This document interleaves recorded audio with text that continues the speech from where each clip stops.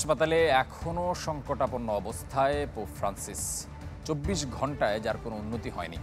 তীব্র হয়েছে শ্বাসকষ্ট, প্লাটিলেট কমে যাওয়ায় রক্ত দিতে হয়েছে তাকে।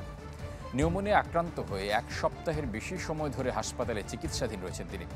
এদিকে পোপের পদত্যাগ ইস্যু নিয়ে নানা খবর ছড়িয়ে পড়ছে আন্তর্জাতিক গণমাধ্যমে। পোপ ফ্রান্সিসের আরোগ্য কামনায় সেন্ট পিটার্স ব্যাসিলিকাতে জড়ো হয়েছেন শত শত অনুসারী। আর্চ বিশপের নেতৃত্বে মাথা নুয়ে পোপের সুস্থতা কামনা করেন তারা। A rendere ancora più forte, più intensa la nostra preghiera. Saint Peter's স্কয়ারেও ঢল নামে সাধারণ মানুষের। এদিকে পোপের আরোগ্য কামনায় হাসপাতালের বাইরে প্রার্থনায় অংশ নেন সারা বিশ্বের নান ও পুরোহিতদের একটি দল। আমি খুবই মর্মাহত, সত্যি কোনো ভাষা নেই, কিভাবে স্বাভাবিক হব বুঝতে পারছি না। সবাই তার জন্য প্রার্থনা করছি।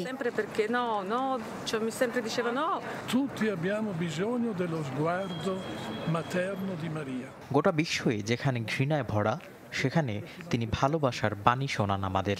এই সময় পোপ ফ্রান্সিসের এক একটি শব্দ আমাদের খুব প্রয়োজন। তার সুস্থ হয়ে ফেরা খুব জরুরি।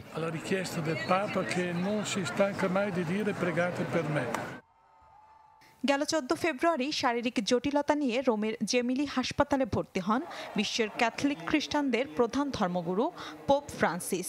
সিটি স্ক্যানে তার ফুসফুসে ধরা পড়ে নিউমোনিয়া।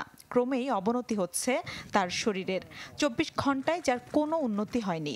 তীব্র হয়েছে শ্বাসকষ্ট, প্লাটিলেট কমে যাওয়ায় রক্ত দিতে হয়েছে তাকে। এমন পরিস্থিতিতে পোপের পদত্যাগ ইস্যু নিয়ে নানা খবর ছড়িয়ে পড়েছে আন্তর্জাতিক গণমাধ্যমে। কেননা ফ্রান্সিসের পূর্বসূরি পোপ ষোড়শ বেনেডিক্টো শারীরিক অসুস্থতার কারণে 2013 সালে পদত্যাগ করেন।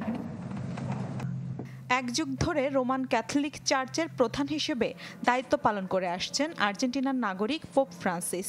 এর আগেও শ্বাসযন্ত্রের সমস্যায় ভুগেছেন একাধিকবার।